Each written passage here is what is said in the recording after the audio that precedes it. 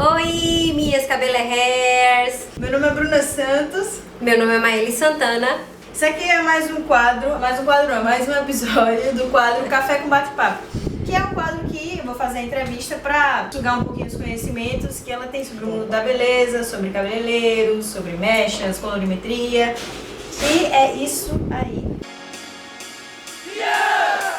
O tema de hoje vai ser os principais erros que cabeleireiras iniciantes passam ao fazer mecha. E aí, para iniciar, eu já quero falar sobre a relação entre o erro e o acerto. Porque eu não imagino ninguém começando a fazer um procedimento químico e já acertando logo de cara. Então, a pergunta inicial é isso. Você erra muito até acertar a mão? Assim, erra e ao longo da vida, ao longo de toda a carreira, ainda vai errar, tá, gente? São nesses erros que a gente aprimora, aprende, aperfeiçoa, mas não significa que no início da carreira você tem que errar, só errar. Não funciona dessa forma, mas os erros irão acontecer sim, até por conta da insegurança, até por conta de você não ter ainda o domínio, o conhecimento das técnicas, das regras, do tato, da estrutura do fio. Então assim, é normal essa insegurança e com isso a insegurança atrapalha, porque fica com medo, você tira antes do tempo, você deixa tempo demais então assim, essa insegurança ela atrapalha e também uma série de outras coisas pode vir a acarretar esses erros aí, que eu falei só na questão da insegurança, mas tem muitas outras coisas que podem ocasionar erros no início da carreira. O primeiro tópico que eu tinha anotado era justamente sobre insegurança. Ótimo. Aí foi falado que os erros que você pode cometer sobre insegurança, você citou um momento sobre tirar antes do tempo. Qual uma relação? Tem algum exemplo para dar? Sim. Quais tipos de erro podem acontecer? Justamente por essa insegurança. Porque a partir do momento que a gente faz a descoloração, que você faz a descoloração, um dos problemas maiores que a gente tem é o seguinte, é que o cabelo ele tem um limite dele, então a gente tem que respeitar esse limite de descoloração, porque chega um ponto que o cabelo grita, o cabelo pede socorro e cai, gente, ele superaquece e simplesmente ele vira água, ele vira aquela babinha, papinha e já era o cabelo. Então, quando nós fazemos o curso, orientamos muito bem o aluno, eu oriento muito bem meus alunos, dos riscos que podem ocorrer nos procedimentos de descoloração, por ser um processo alcalino. Então, quando ela falou agora aqui, como assim tirar antes? Tirar antes o quê? Quando você faz a aplicação das mechas, usa a técnica, a touca ou coisa parecida, e você vai descolorindo, você vai olhando resistência, vai olhando o fundo de clareamento, porque o cabelo tem um fundo de clareamento e você precisa analisar bem esse fundo de clareamento para poder você decidir aonde vai parar a descoloração e assim dar a nova cor, beleza? Então, com medo de sensibilizar e chegar ao extremo, ao máximo do cabelo, tira antes. Então, quando vai pro lavatório e remove, aí, poxa, não era essa cor que eu queria, não era esse fundo, ainda clareava mais. Acontece muito isso em início de carreira, exatamente essa insegurança. Como você não tem o domínio de chegar até o máximo que o cabelo lhe proporciona para uma nova cor, então é melhor você parar antes e ver o que pode fazer. Mas só que tem hora que você tira antes demais, cedo demais o produto pós-descolorante e quando você vai ver, parou no lugar errado. Você precisaria clarear mais tons. Essa insegurança ela já abre espaço para mais dois tópicos para a gente discutir. Que é o preço, o valor que é cobrado em uma mecha, por exemplo, um cabelo, uma preparação. E o outro é a vergonha de cobrar, que eu acho que são assuntos que estão muito atrelados. Em relação ao preço cobrado, eu já vi muitas vezes você citando sobre pessoas que estão iniciando, elas cobram mais barato.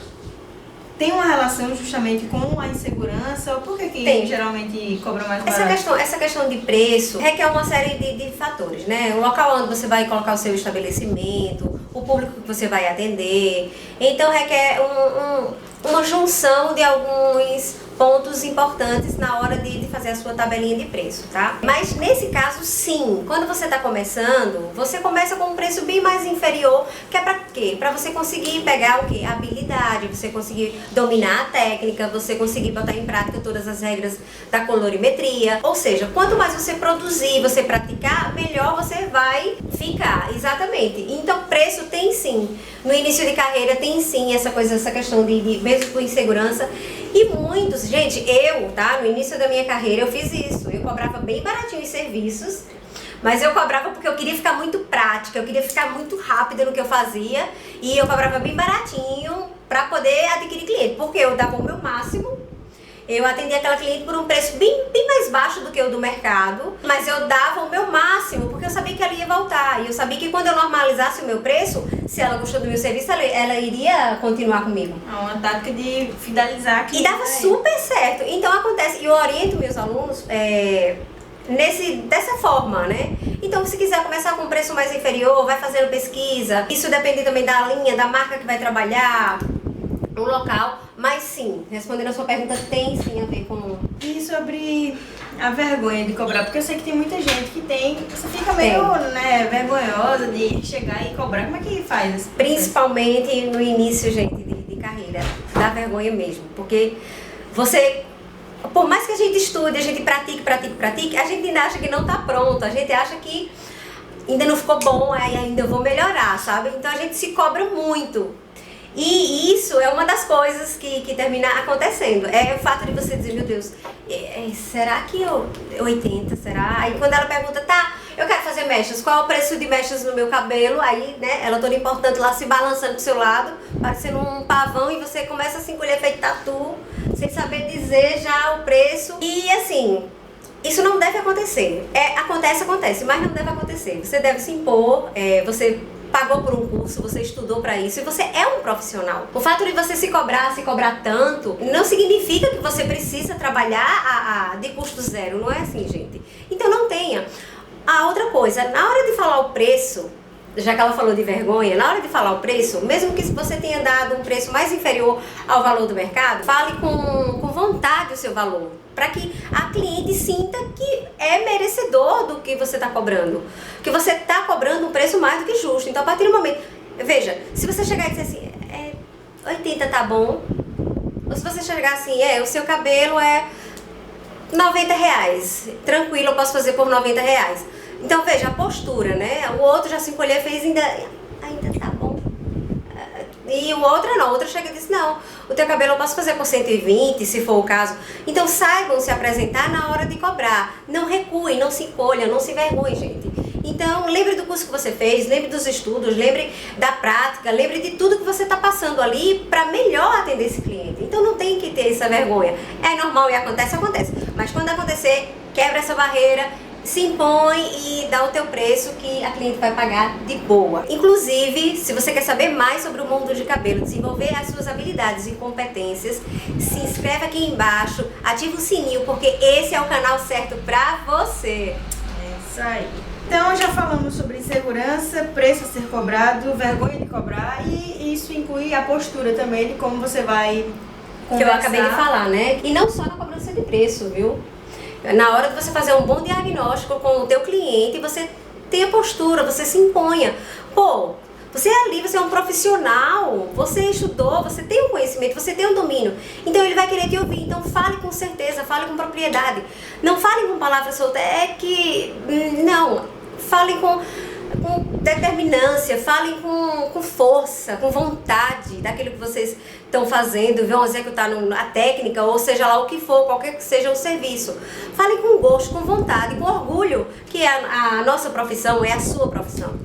Esses tópicos aqui que a gente discorreu por enquanto, eles foram tópicos mais internos, mais sensações, mais maneiras de se portar, gestos, como articular. Foi mais voltado nessa área de segmentação interna. Agora a gente vai falar mais de uma forma externa. Quando você ou quando as pessoas que estão assistindo aí cometem erros sem fazer mecha, eu pressuponho que existem problemas em relação aos produtos. Por exemplo, comprar produtos demais seria um erro?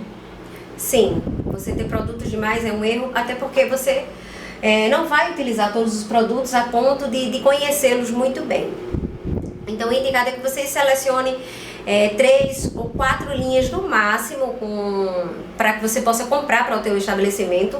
Mas como você vai escolher essas linhas? É você sentando com o teu representante E pergunta mesmo, gente. Procura saber das substâncias, procura saber do pH, procura saber por que dá mais brilho, procura saber por que reestrutura, o que é que aquela reconstrução dele é tão boa e por quê, em quanto tempo. Então, assim, seja curioso e arrocha a pergunta no teu representante para que você tenha segurança de escolher essas linhas para você trabalhar, porque é muito importante. Não vão sair comprando linha por aí afora achando que não vão cometer esse erro não, tá? Então 3, 4 linhas vocês escolhendo bem, conversando bem com o teu representante, está ótimo, perfeita ordem para trabalhar. Quando fala assim de produto, já associo a problemas que acontecem no próprio cabelo, né? Como manchas na raiz, mas calma que a gente vai falar sobre isso mais lá na frente. Agora a gente vai falar sobre os produtos ruins. Tem isso? Usar produto ruim e dá errado. Ai, doeu agora, gente. Não tem coisa pior do que trabalhar com produtos ruins, gente, tá? De baixa qualidade. A coloração, ela não pigmenta, ela não cobre branco. A hidratação, ela não trata. Eu tô falando por alto, né? O descolorante clareia 6, 7 tons, porém, em compensação, leva a alma do cabelo, porque dentro só tem persulfato, não tem proteínas, não tem substâncias de tratamento. Então, assim, quanto mais barata for essa linha que você escolher para trabalhar no teu salão, com certeza será de uma menor qualidade, gente. Então, selecione muito bem, porque trabalhar com produto ruim é você dar um tiro na testa, não é no pé não, é na testa. Existem produtos baratos que são bons? Existem produtos com preços mais acessíveis, mais barato, para você dizer assim, bom, não. Depende da função, né? Por exemplo, existe uma hidratação barata que é boa, ela só não tem uma duração maior. Pode acontecer de você comprar uma hidratação com um preço mais inferior, fazer da hidratação e dizer, mas ficou legal. Mas é só aquele dia, tá, gente? É diferentemente de você trabalhar com uma linha profissional, fazer um tratamento com uma linha profissional. Aquele tratamento que foi executado no cabelo, que foi realizado, ele vai permanecer no fio, tratando, cuidando durante muito mais tempo. Coisa que uma linha inferior mais barata, você aplicou, vai ser efeito imediato. Brilhou, acabou. Mas também já acabou, entenderam agora? Porque precisa de muito mais substância, é uma sinergia de ativos para que tudo aconteça. Então não é só você comprar, saibam escolher, gente. E tenham cuidado com linhas muito baratas, tá? Na hora de você trabalhar. E dependendo, como a Bruna falou, depende também do serviço. Colorações, procedimentos químicos, pronto, falei, tá? Porque tratamento, ótimo, se a cliente ficar indo toda semana pro teu salão tratar, ó, beleza. Mas procedimentos químicos, não, gente. Tá, e em relação, falamos sobre a parte interna, né, que é como você se sente, como você se impõe. Postura, essas coisas. Falamos do ponto externo em relação ao produto, como é que o produto influencia o seu resultado no cabelo da sua cliente. E agora em relação ao próprio processo, ao próprio procedimento. Quais são os erros? Por exemplo, mancha na raiz é um erro. Existe mancha na raiz, eu tô falando porque eu já vi ela falar aqui, né? Eu sei falar que mancha na raiz, não, porque eu já ouvi falar. Mas seria o quê? Mancha na raiz, preparo do cabelo, ou que prepara um cabelo lotado? O primeiro erro, diagnóstico. É o primeiro erro, tá? Porque quando você faz o diagnóstico, e nesse diagnóstico você vai fazer o quê? Você vai ter o primeiro contato com a tua cliente, você vai conversar, você vai conhecer ela, você vai entender por que ela quer aquela cor, por que ela escolheu aquela cor. Se o cabelo dela já tem procedimentos químicos anteriores, ou não, se o cabelo dela é natural, não tem. Então é no diagnóstico, nessa anamnese, que você vai descobrir tudo isso. Ou seja, o cabelo vai começar a fazer um diálogo com você. E um dos erros, aliás, eu acho que até o primeiro erro mais grave, é na hora do teste de mecha, gente. Hoje, não só você que está começando, você profissional cabeleireiro que está começando, ou você que está trabalhando há 1 ano, ou há 2 anos, ou eu que já tenho 20 anos de profissão, deve descartar o teste de mecha. Não, gente. Você vai, com o passar dos anos, você vai adquirir uma certa confiança, essa insegurança, o cabelo voando aqui, gente. E isso, com o tempo, você vai adquirindo. Mas não significa que você não vai ter que fazer o teste de mecha. Tem que fazer, tá? Eu faço teste de mecha sempre, gente. Converso com a cliente sempre vai dizer que o cabelo dela é forte, vai sempre dizer... É claro que algumas vai chegar e vai dizer assim, não, meu cabelo não aguenta muita coisa não, são aquelas bem medrosas, assim, já chega com você, tem medo até da tua escova. Mas a maioria chega dizendo que meu cabelo é forte, aguenta o cheiro. Eu pinto, já pintei de todas as cores, então assim, já chega dando o diagnóstico dela pra você. Mas você precisa de quê? De uma confiança, de uma credibilidade para começar seus trabalhos. E isso, quem vai te passar, quem vai conversar com você e passar isso é o teste de mecha. Então, um dos erros, aliás, que é o principal erro no processo de descoloração, em fazer mechas, luzes, seja lá o que for, é não executar o teste de mecha. Tá, mas eu faço e mesmo assim eu continuo errando. Você está realmente observando o teste de mecha? Como vai observar o teste de mecha, gente? Você não vai observar só a altura de tom que ele clareou, o fundo de clareamento daquele cabelo.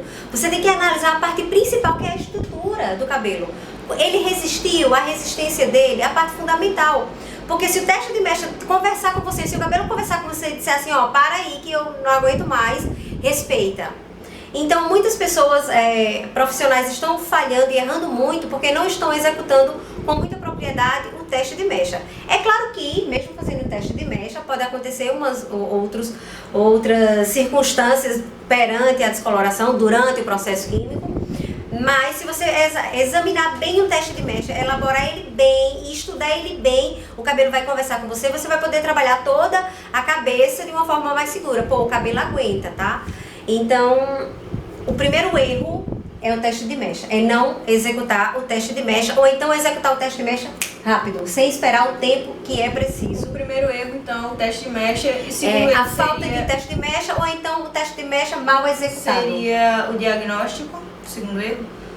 Aí o segundo erro é o preparo do cabelo, porque o diagnóstico vem antes do teste de mecha. Quando a cliente chega, que ela diz, eu quero fazer mechas, eu quero transformar, eu quero colorir, etc e tal, você não senta lá na cadeira e pá, vai fazer, né, gente? Então, você vai fazer o quê? Um diagnóstico no cabelo, você vai tocar, você vai sentir, você vai molhar, você vai ver a flexibilidade, vai ver se tem marcas, manchas, você vai pentear. E durante todo esse diagnóstico, você mexe para um lado, mexe para o outro, divide, olha, analisa, você vai conversando com a cliente para entender. Então, isso aí é a parte da anamnese, que é importantíssimo você fazer logo de cara, tem que ter. Posterior a isso, teste de mecha. Anota aí, teste de mecha, fazer de uma maneira errada.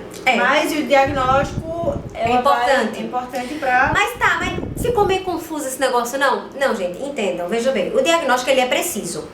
Porém, se você pular, vamos supor que não deu tempo, você pulou o diagnóstico, beleza? Não deu tempo você olhar, ver, conversar com a cliente, etc e tal. Se você partir para o teste de mecha, beleza, ótimo, porque o teste de mecha é quem vai te guiar para aonde você tá e para onde você pode ir. Então, tudo bem. O diagnóstico é para você criar esse vínculo, você entender melhor a situação, etc e tal. Mas se não tem tempo, quer partir logo pro teste de mecha, vai-te embora.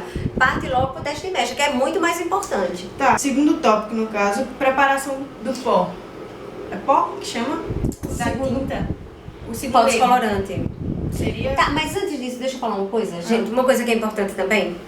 Após o teste de mecha, uma coisa que acontece que é a preparação do cabelo. Você fez o teste de mecha, o cabelo aprovou. Isso não significa que ele não precisa de tratamento para que você execute todo o trabalho nele todo. Se faz necessário uma boa preparação do cabelo. Sim, antes. O tratamento para descoloração, gente, ele vem antes, durante e depois. Depois é para a vida toda. Aonde tiver descolorido, onde tiver processado essas mechas, a descoloração, é para a vida toda.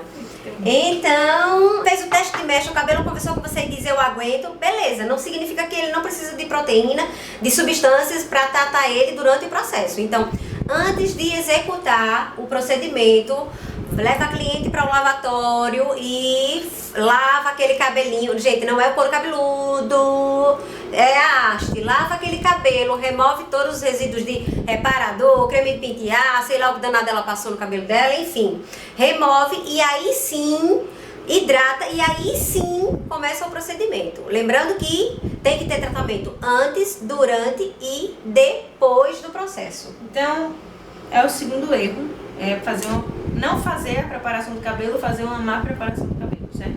Não fazer. Pronto. Não é má preparação, né, gente? É não fazer. Então, vamos lá. O terceiro seria justamente, já que a gente já passou por esse preparo do cabelo, agora a gente vai passar para o preparo do produto, que é o pó. Outro erro, gente, é a medida do preparo da massa, né? Do pó descolorante. Se você deixar ela muito mole, não vai grudar o papelzinho, vai escorrer e ó, blá, vai manchar tudo que é mecha, tudo que é divisória. Ou seja, o seu trabalho vai por água abaixo. Se for na touca, vai vazar, vai entrar nos furinhos lá, porque ficou muito líquido o negócio, a criança, né, a sua cliente vai ficar parecendo uma onça pintada, ó, tic, tic, tic, cheio de pontinha assim, ó, porque, então, um dos erros também é o preparo do pó descolorante. Tá, mas muitos alunos perguntam, mas professora, muito duro não dá pra colar, gente. Vocês vão estar trabalhando com uma massa na qual vocês vão equilibrar essa consistência para que dê que você trabalhar, para que lhe dê habilidade e que lhe dê conforto ao trabalhar com ela. Se você fizer duro demais, realmente não vai colar no papel, não vai grudar no cabelo, não vai penetrar, não vai espalhar. Se fizer mole demais, vai por água abaixo. Então você tem que fazer uma massa dentro da medida padrão, né? Não pode ultrapassar isso, senão você já vai começar a ir por outro caminho aí, vai dar tudo errado. Então, dentro da medida que padrão é 1/2, você vai equilibrar 1/2. Se o pó for um pó por exemplo, grandes marcas, o pó descolorante você faz a medida 1/2 e ele fica lá, ó, colinha, minha filha, que ele cola e a medida 1/2. Em compensação, tem marcas que você faz a mistura de 1/2 e fica aquela água, aquele negócio mole que você não consegue nem grudar no cabelo. Então, é marcas e marcas. Dentro da mistura padrão, 1/2 ou 1/1,5, porque se ficar muito mole, diminui a quantidade do oxidante e deixa 1/1,5. Para que fique uma consistência que você possa trabalhar no papel, trabalhar na mecha, que o cabelo absorva, umedeça bem a mecha. Então, esse preparo é importantíssimo. É onde mancha cabelo, é onde mancha raiz, é onde vaza na touca, é onde escorrega o papel. Olha, sei não. Então aí já acabou de falar o próximo tópico, né? Que seria mancha de raiz. Exatamente por isso. Por conta do preparo do pó. Preparo do pó. Outra coisa. Aproximar o procedimento de mecha, o produto em si, descoloração na raiz, gente. Mantenha a distância de 1 centímetro, é um conselho que eu dou. Porque eu canso de explicar na sala de aula e vou explicar sempre dessa maneira. Precisa de 1 centímetro, não precisa depositar produto de descoloração na raiz. Porque quando você deposita, ele precisa de oxigênio. O oxigênio vai fazer o quê? Vai espalhar, aí causa aquelas manchas. O produto sai crescendo, manchando na raiz, manchando, se espalhando. Então, preserva 1 centímetro da raiz e aplica. Por quê? Quando ele começar a se espalhar, aí ele vai parar antes de manchar aquela raizinha. Vocês entenderam? E tem algum... Quando mancha a raiz, é só porque você depositou o produto muito próximo a ela aqui, ou existe outra forma de manchar? Outra forma de manchar. Na touca, como eu acabei de falar, né? Pode vazar na touca. Então, o buraco da touca de vocês, se estiver grande, pelo amor de Deus, compra outra, tá? Que mancha demais cabelo, eu tô falando sério. As toucas com buraco do tamanho do mundo, minha gente, quando tira, a bagaceira tá grande. Então, analisa os furinhos das toucas de vocês, porque mancha muito. Outra coisa que mancha é o produto muito mole. O papel desce, aí ele faz o quê? Encosta um cabelo no outro, já era. Mancha, não precisa ser só na raiz. Tá, e agora a gente vai falar sobre o último erro, que seria incompatibilidade. Eita. Primeiro, antes vamos explicar, né, o que é incompatibilidade. Incompatibilidade é quando você usa uma substância e ela não tem a mesma sinergia de ativos. E o que acontece, e os pHs também, né, gente? Tem muito relacionado ao pH. Aí o que acontece, incompatibilidade, elas não se combinam. Pronto, vamos para você entender melhor. Não se combina, botou, lascou. Botou em cima, se é incompatível, não vai funcionar, porque elas são incompatíveis. Elas não se aceitam juntas, elas não trabalham juntas. Isso é incompatibilidade. E é uma coisa muito séria a incompatibilidade na descoloração. Por quê? Porque hoje em dia nós temos no mercado N produtos de tratamento, muitos produtos à base de chumbo. Tem também os shampoos de caspa, tem chumbo, tem shampoos com metal, que é para tratamento de queda, de caspa, etc e tal. Então isso pode ocasionar incompatibilidade. Por isso o preparo lá que eu falei é muito importante, gente. Você precisa lavar esse cabelo, porque você não sabe o que a cliente botou em casa. Ela comprou um creme lá, desmaia cabelo, e disse, oxe, meu cabelo tá desse jeito, eu vou comprar esse creme, desmaia cabelo. Ela não entende de substância. Ela simplesmente vai botar no cabelo simplesmente para resolver o problema dela. Aí chega no teu salão, você vai fazer uma mecha. Entendeu? Ela não sabe, por mais que ela diga, foi só um creme de pentear. Não dá para acreditar, porque ela não tem o conhecimento. Então tudo bem, respeita, que bom, que legal, mas leva ela pro lavatório e faz a tua asepsia nesse cabelo e remove tudo que ela aplicou durante a semana nesse cabelo, porque pode dar incompatibilidade sim, e pode vir a lesionar o fio, a fibra, pode vir a sensibilizar, pode vir a romper, a quebrar esse cabelo. Então esse superaquecimento que eu anotei aqui, eu vi um negócio que era superaquecimento, é isso relacionado à incompatibilidade sim, porque às vezes você não sabe o que a cliente passou durante a semana e ela chega no salão e você só vai fazer as mechas e aplica. E se foi algum material, algum creme de pentear, ou um tratamento à base de chumbo ou dessas outras substâncias, a gente não tem como saber. Aí pode superaquecer esse fio. Outra coisa que superaquece também é você isolar demais o papel alumínio, é você fechar muito ele, enrolar. Tem gente que faz um bolinho que eu não sei como é que desarma depois. Então é isso, né? São os principais erros para quem está começando aí. Para finalizar, seria interessante falar algum erro que já aconteceu, né? Alguma situação para que as pessoas elas não passem pela mesma situação. Mas algum erro que aconteceu com alguém? Comigo? Com a senhoria. Algum erro que aconteceu com a senhoria, por quê? Aconteceu muito. Não, errei demais, minha gente. O que acontece? Assim, você não vai errar, né? A mesma, se ela falar o acontecimento que aconteceu com ela, você já fica imune aí, hein? Isso é interessante. Tem uma situação, gente, que bem no comecinho da minha carreira, eu só aplicava coloração, aplicava tinta, né? A cliente levava e eu aplicava. Eu trabalhava dessa forma. Primeiro que eu não tinha o curso, não havia terminado o curso ainda, não tinha domínio de nada, não sabia de nada, não sabia de estrela, de fundo, não sabia de nada. Então ela levou e ela disse que queria fazer umas luzes. Aí eu pesquisei assim, né? Procurei saber com a minha mãe, que também é cabeleireira, e como é que descoloria. Minha mãe foi e disse. Aí eu fui e comprei. Não, eu comprei, ela não levou a tinta. Eu comprei pó descolorante, água oxigenada na farmácia, tá, gente? Porque eu não tinha produto no salão, eu só aplicava o que a cliente levava.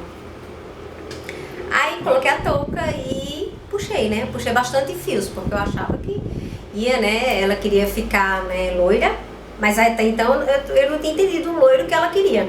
Primeiro que não existia Instagram, não existia internet, não existia nada pra me mostrar. A gente era na base da revista. Ela me mostrou a revista lá, eu achei que eu clareando, qualquer clareamento que eu fizesse ia ficar daquela cor. Santa ignorância, né, gente? Aí fui, descolori, né? Fiquei olhando o cabelo dela, se o loiro tava bom, né? Olhava assim, tá quase. Parecia até que eu tava olhando o peru no fogo. Não, tá quase, ué. Daqui a pouco o cheirinho tá subindo, tá quase. Aí eu fui e tirei, gente. O cabelo dela é daquele cabelo que hoje eu posso dizer com propriedade, que eu tenho entendimento, domino o assunto.